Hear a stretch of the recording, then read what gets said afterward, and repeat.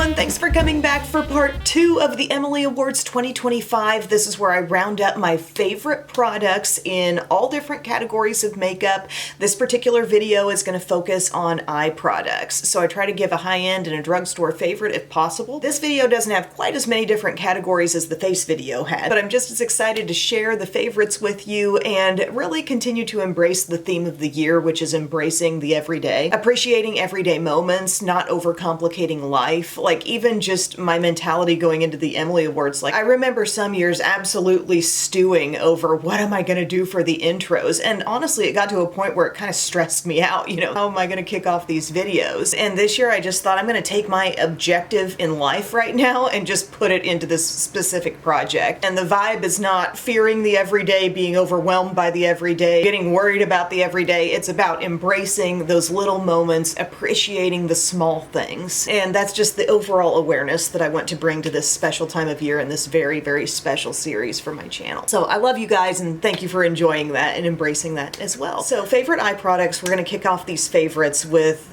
the basic base product, the eyeshadow primer. Probably the least flashy thing in this video, but the thing that really is so important to the overall look. And the winner again this year is the Milani eyeshadow primer. Probably not surprising. I've emptied a lot of these tubes over my makeup using life, and this is one that's looking a little low at this point too. I always have a backup ready. I love this product very much.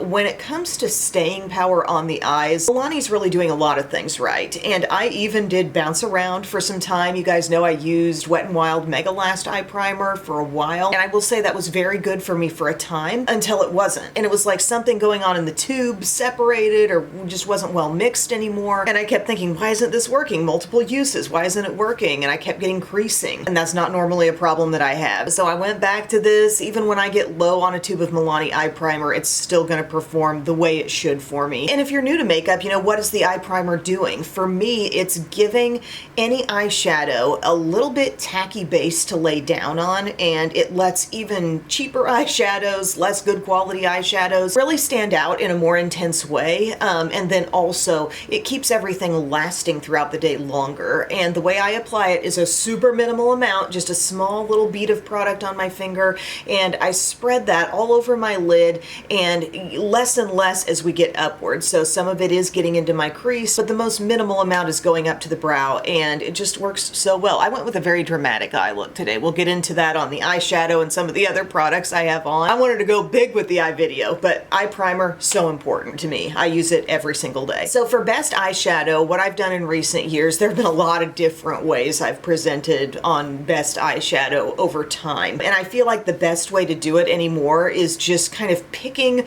a top couple from drugstore and high-end. And we have some new favorites this year, I'm very excited to say. And it doesn't mean that past products that might have been really raved on and might have won aren't good anymore, but it's like, okay, a new thing is kind of rising to the top. It doesn't mean the old stuff has gotten worse, it's just there are other good things out there, okay? So from the drugstore, something that has really impressed me this year, and something that I feel if the name was taken off of it, if there was no identifying feature and you just tried it by surprise and somebody said, this is a $45 eye palette or whatever, you'd believe them. And I'm talking about Catrice, and these are only $6 actually. And by the way, my apologies about Catrice True Skin. I had just recently been on their website and seen Catrice True Skin, and now I'm not finding that foundation on there. So that's a major bummer, and I apologize about that. But we're talking about eyeshadow. These little palettes, I don't even know what the whole line of the eyeshadow palettes are because they all just have their own identity and name. Like this is the Pure Nude. We have the Hot Maca. These are my top 3 ones of them. And then the Dark Cocoa. And the textures are so consistent in here. So you can count on the mattes being really smooth, apply evenly, really pigmented. The shimmers also are going to look like something kind of spangly and like, wow, is that going to turn into Flake City? But no, a smooth, hanging together type of texture. I have tutorials on all of these and a couple others too, so assuming there's room in my info box for this video, I'll link to the extent of the info I have on these. But nude would be like the basic, not too deep and dark palette, but still enough darkness to get some nice contrast going, okay? So really basic, not too warm, very nice everyday palette. That's the Pure Nude. And then the Dark Cocoa is going to be your brown lovers palette here. here. It can go really deep and dark. Several shades have so much richness. And then, like I said, the shimmers, very smooth in all of these palettes. Like, they're all sharing the same quality because there's not any inconsistency happening in these. And then the hot maca, for those who like warmth, we've got a beautiful terracotta shade in here, a deep brown, peachy sort of rose gold flares in there. I just love it. If you're into it a little different tone, I've got the electric rose, which wasn't a total favorite just in terms of shade selection. Cozy earth is nice, but those other three just are always going to turn out a look that I love. Even though the textures in those last couple I mentioned are good, it's more of like a shade selection thing for me because anyone you pick is going to have nice formulas. It's just what colors do you think you're going to use most? But $6 for those is wild. I think that's a great deal. And then another favorite that I want to name from the drugstore is Profusion. They have given their palettes a little bit different look. I like it. I think it feels a little more streamlined, a little bit nicer look, but still between $5 and $6 Walmart palette here. I love the nudes one. I've said it before, I'll say it again. You got a row of matte, row of shimmer. It makes me think of Patrick Ta Major Dimension 1. When we're talking about consistent textures, textures you can count on, things that are going to be exactly what you see is what you get. I see so many people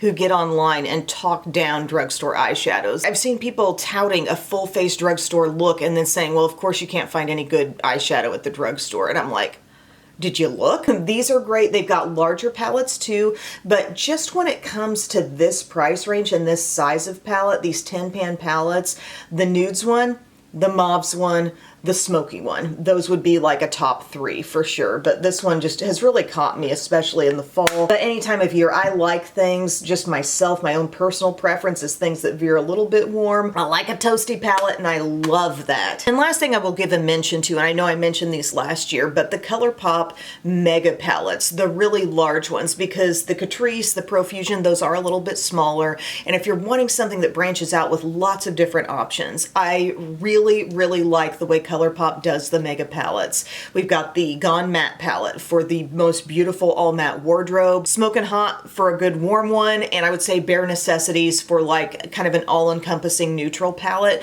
Really consider those if you're trying to open yourself up to a lot of shade selection. And again, I value consistency so much. I don't like to have a palette where it's like, okay, I liked most of it, and then there were some total red flag types of shades. I don't like to run into that. So the things I turn out to like most are the things that are very, very consistent all across the palette, giving good range, light to dark, giving great textures. And also everything that I'm mentioning, it has to have an ease about it. It can't give me struggles. I want to enjoy the process. I want to sit down, do my makeup, have a moment here. I want to enjoy it. And if the palette's going to make me struggle, if it's going to be so advanced or so, you know, going in a million different directions, I can't make sense of it, I'm not going to like that experience. So these are ones that I just like to sit down with and use. So I wanted to give a shout out to ColourPop. I think they do a phenomenal job on those large palettes. And then of course they'll have some special edition fun palettes come out. That Grinch palette was great. But just in terms of things you can always get your hands on, those mega palettes are 2 thumbs up. For high end,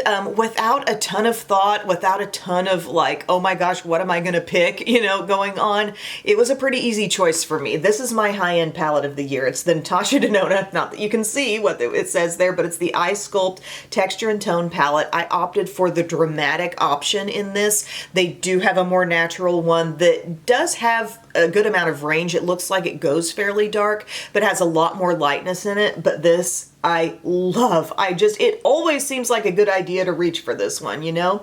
And a neat thing that she did is she went like by color family on the way these are all sorted into the palette. So you can look and find warm shades or rosy shades or whatever. Just looking vertically, you can make sense out of the tones that are included. But we've got this row of shimmers in here that's so much fun. Not everything is the same texture, but they're all very workable. Like some feel like, oh my gosh, so much sparkle is involved in it, but it still seems to adhere to my lids on top of Milani eyeshadow primer and work well. I love working like this shade in from a darkest shade in the outer corner, going to there and then going to one of these really jazzy, bright and sparkly shades. Or you could do a total all matte look, but the intensity is so rich. It is a rich, rich palette, and Natasha Denona textures are so beautifully pigmented. So I went big on this look. I went dark with it on the outside. I also threw on a lash because I was just feeling like in a celebratory mood, I guess. But I will often set things up at first in my crease with this palette with this shade. And then today I went with this color and patted that in my outer corner,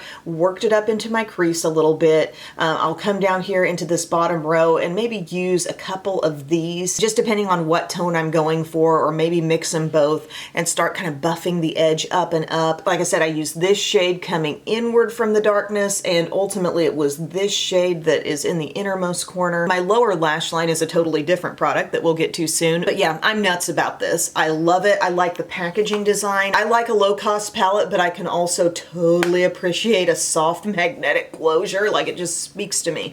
And then also, in case you didn't know, you can poke the pans out if you want to rearrange their order or take them out and put them somewhere else. So this is just extremely pleasing to me. I love it so much. Fall, winter, I'd use it any time of year because I like a rich toned eye, but especially now, I'm loving it so much. And then guys, I've got to mention Sydney Grace.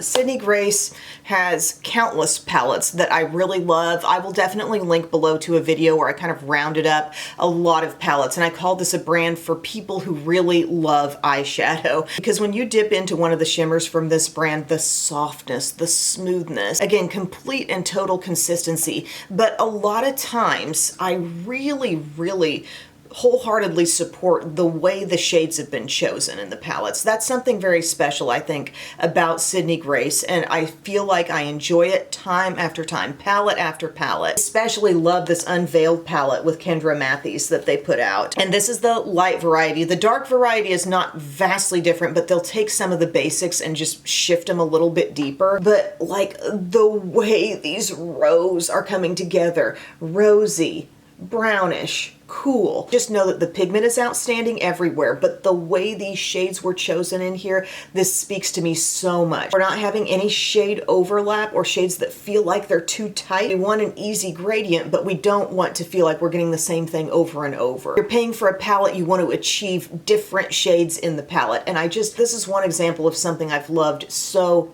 much. But then, like their newer releases, the Cozy Cafe, the Desert Bloom was outstanding for people who love a warm look. Just yesterday, I pulled out like my Raspberry Kiss palette. This one, oh, if you like berry, my gosh. I don't love like putting a brand on a pedestal and saying like they can do no wrong, but Sydney Grace might be as close as it gets on their eyeshadow palettes because they're executing the actual quality of the shadows so well, and then they're making decisions on what's in the palette that are so on board with what I like. So that's why they're being talked about as a favorite again. For best eyeliner, I'm gonna mention two different types. So one's a pencil, one's a liquid or liquid pen. They're actually both Drugstore. That's just the way it's shaking out this year. For a long wear eyeliner, I can say this with total confidence, you cannot beat the Milani Stay Put Tank eyeliner pen. That stuff is going to be the last thing on your face when you're just taking all your makeup off and then you're looking in like, did I get everything? This will be the thing that's still like hanging around like, no, I'm still here. It's practically like a tubing eyeliner, you know, it doesn't peel off really. You got to get in there with something that's going to break it up. I love a little Lancome eye makeup remover, but that is such a huge thing with eyeliner. With any black eye makeup product, you don't want it to move. You don't want to feel like, oh, if I tear up a little bit in the inner corner,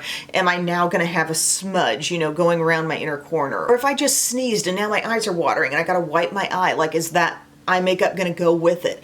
It won't. This is a great pen and the tip is perfect. It's got the perfect little amount of flexibility right at the end. It's going to follow the shape of your eye, follow the texture in your eyelid, and really get in there to the lash line, straight up to the lashes. I've used the brown, this is the black. Both are excellent. It's a very dark brown, you should know, but they do have brown and black, and I completely enjoy them both. If you want an eyeliner you can count on, something that's going to be a great base to false lashes, something that can create an easy wing, if you want to do that, these are it. And then a newer favorite is coming in for a favorite eyeliner pencil. I am so loving this one from Profusion. It's called Seamless Strokes Precision Gel Liner. I have it in this shade called Dark Roast, which is a really dark brown, and that's just perfect.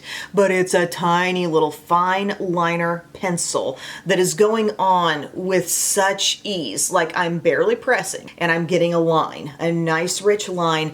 It is going to reach down in there to the lash line. So many times, I mean, if you're a makeup user, you know there have been times when you've taken a liner across your lash line, and then the reason you go back and have to add more is because that liner is not completely reaching in there where the lashes are, okay? And there's a gap.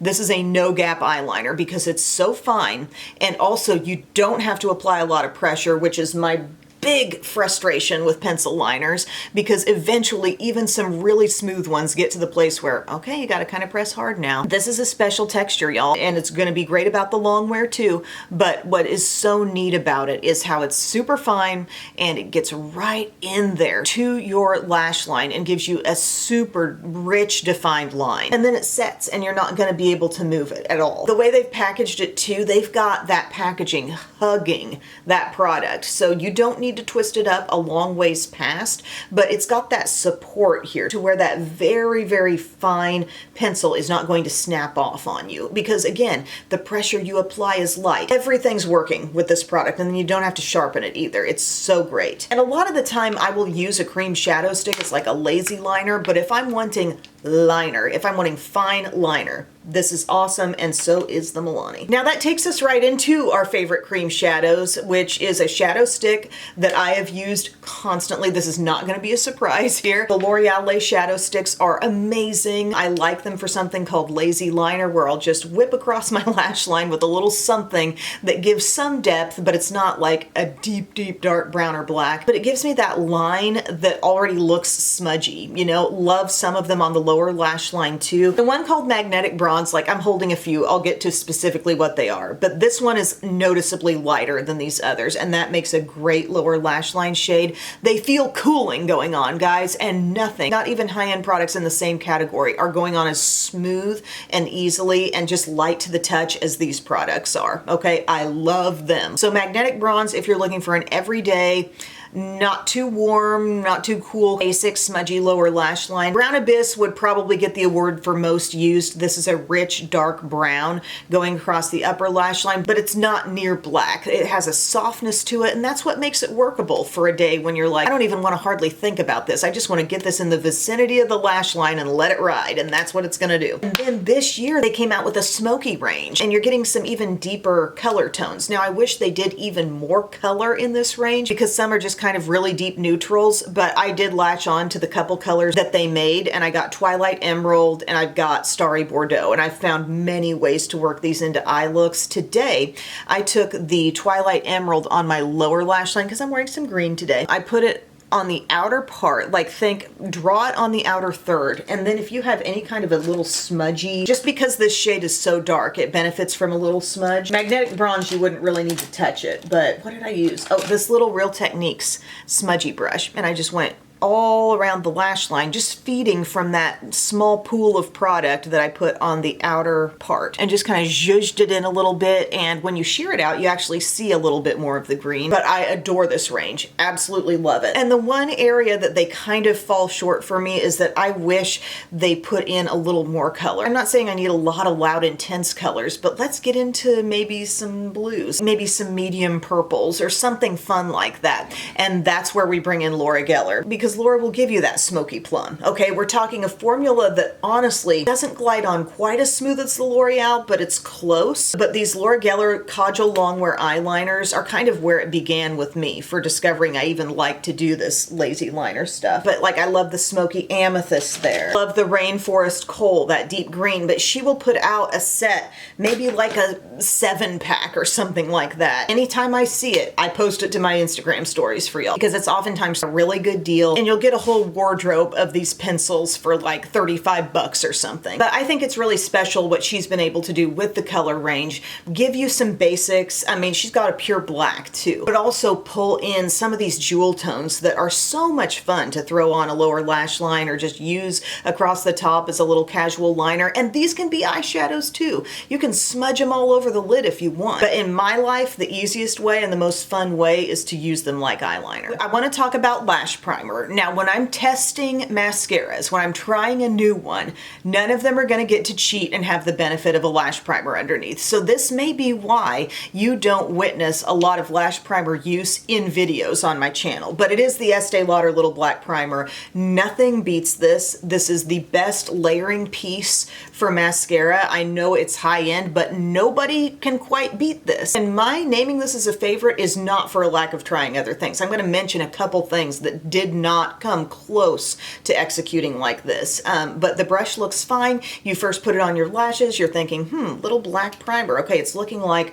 I put on a little bit of maybe black mascara and it's not looking like hardly anything. But when I tell you this locks in your curl and it actually does give your lashes a texture that mascara can better hold on to, that's exactly what it's doing. So Little Black Primer is awesome. I wanted this Catrice Curl Freeze Lash Styling Gel to work. It's kind of like black-ish, but also a gel. And I thought it was gonna work like Little Black Primer because they really had a claim in there about curl freezing, but this did not work for me. Too Faced has a thickening, lengthening mascara primer. It's black. We actually have some products trying to be kind of like this, but not actually holding the curl of someone at least who has curl challenged lashes. If you want to know the best drugstore lash primer that I have tried, it's from Essence. It's that volume booster that has the peachy cap.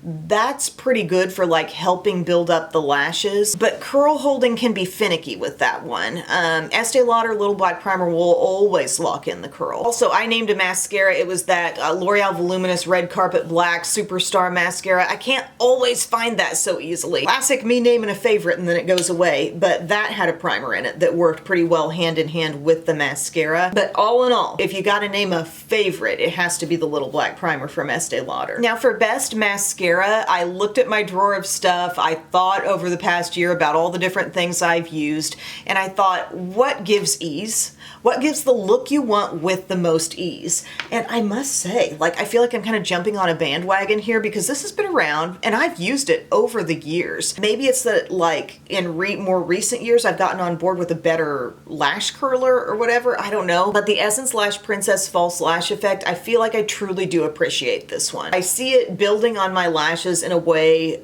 other mascaras just can't. And it has become like a mental standard where I use something new, I think, well, the Essence Lash Princess built up a lot faster, you know, or there'll even be drugstore mascaras costing double the price of this. I mean, this is $4 and change, is it not? There will be other mascaras in the drugstore costing double, not doing half the work that this does. So I have really come to enjoy this. And I also like the one called Sculpting that's also in this family of mascaras. It's very similar to IT Cosmetics Superhero, which I do love IT Cosmetics Superhero too. Haven't used it in a while and have a little bit of beef with how fast that one dries out, but this stuff, so very good.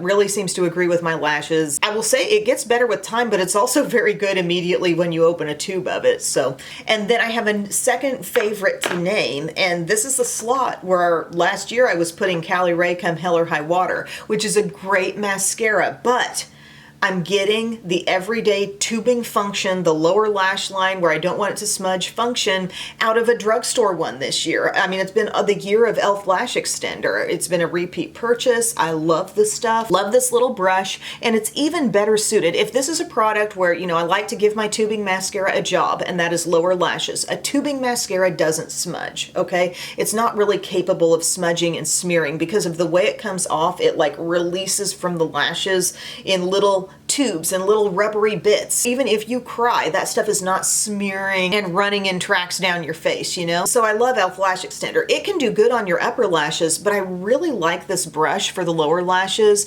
It's a situation where I actually don't mind that the brush gets very well cleaned off through here, and it doesn't load up those lower lashes too much. It gets me right where I want to be on that lower lash line, just giving that little soft kind of eye framing fringe, and then of course that staying power that you can absolutely count on. So yeah, if I can run into what I want at a lower price, that's going to kick the other one out of the top spot, and e.l.f. Lash Extender is taking it. And with mascaras, you know, it's great to find a low-cost fave because that's a product you're really going through frequently. And by the way, on my false lash today, these are some classic Ardell Wispies trimmed to be maybe a little bit shorter than they actually come in the package. But I want to shout out to probably my favorite style of lashes currently, which is the naked lashes in the shade. I keep saying shade, in the style 423.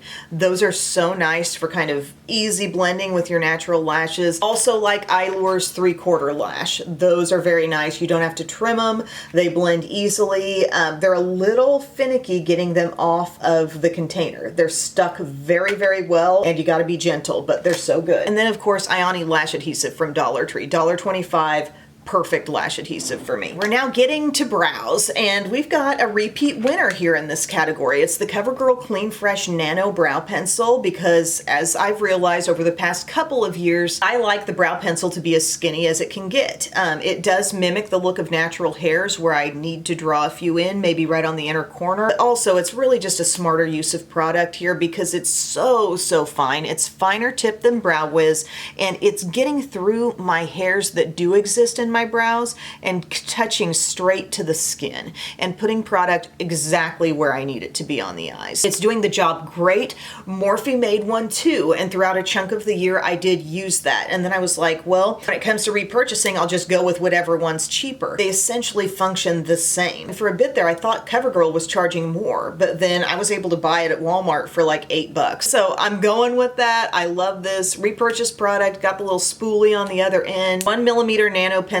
Medium brown is my shade. I have also worn dark brown, and both seem to be workable, but this is my favorite thing to use. I will pull in different brow pencils that I own just in the name of using them up. Let's go through them. I've tried a lot of brow products, really, but if you've got brows kind of like mine where you do have some hair, but yet there are places where you need to fill in and kind of make them symmetrical, once you really get into one of these skinny pencils, you never quite feel the same about everything else. This becomes the gem, I feel. I'm just looking back over my list. There has been so much drugstore goodness in this video. Like, yes, a few high-end things, but I mean, just take this next category, Best Brow Gel, for example. I could not feel more strongly about the things I'm mentioning here, and I have used other stuff. I have experimented. We have one old and one new drugstore fave in this category. One is tinted, one is not.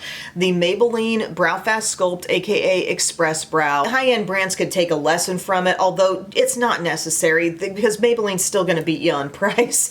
Even if you do copycat this. But this little brush with the long bristles on one end, the short bristles on the other, the way you can choose which side you use. Shorter bristles, gonna lay down more product. Longer bristles, gonna fluff you up. And the formula itself, highly pigmented and also holds incredibly well. The hold is so great here. Like, I know newer things have come out, like brow glue and this and that. Maybelline, I know you gotta keep like just cranking out new and different things, but this is unbeatable. You reached the top with this product. I wear medium brown.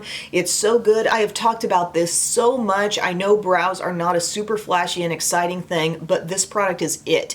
And if I want to use just one thing on my brows and skip a pencil, this can do it all because, like I said, that multifunctional brush. I hope they never take it away. If they do, it will be one of the silliest and dumbest things that Maybelline could do. That product is gold. And then this year I've come into an excellent just plain brow gel here. This is the Morphe Micro Manager Gripping Brow Gel. What I love so much is the tininess of the brush. The brush is so small. It's skinny. And be honest with yourself. A lot of times when you use a brow gel, are you just barely touching that stuff to your brow because you know your brow can get so easily overloaded with most any brush that these products come with. But here they're like, okay, we're going to give you a tiny brush. We're not going to make it too gooped up with product. So then you can actually use the brush as it's intended to be used, to brush through the brows without getting them overloaded, and it's going to hold wonderfully well. I'm super thrilled with this. I've used it a ton. I'm surprised I haven't gone through it yet. I don't even feel like I'm low on it. Like when I pull the brush out, it still seems like it's got stuff on it, but not too much. And that's probably the whole answer there. There's product in here. They're controlling the amount that comes out, so you do have it for a longer period of time. You don't end up wasting, dabbing stuff off, raking through with a spoolie just to remove the excess gel. You can use the brush in the way a brush would be intended to be pulled through the brows without overdoing it, and it's brilliant. Two very smart products here. I love them. And that, my friends, wraps up my eyes video, and I'll let you know what's on my lips too because I love this combo. I'm using Bare Affair Revlon Super Lustrous. Hi, Bisky. Classic nude lipstick. Gave it some definition with this Catrice Plumping Lip Liner in the shade Go All Out. So it's a little deeper, a little toastier. And then this gloss is the e.l.f. Plumping Glow Reviver Lip Oil in Piggy Bank. Love the way that lip came together. Maybe I should shout out the other face products too, because I don't want to forget what they were, and if there's room in the info box, I'll put them there. But HD Liquid Coverage from Catrice, L'Oreal Infallible Full Wear, Sand Beige, Ivory, Coty Airspun Loose Powder, Laura Mercier, the Riviera shade of their Bronze Color Infusion, and the blush is Daring Rosewood from the L'Oreal Infallible blush line, that very toasty one. Yeah, friends, thank you so much for taking time to watch today, and I can't wait to see you back here for my lips video. I'll see you soon. I love you. Bye.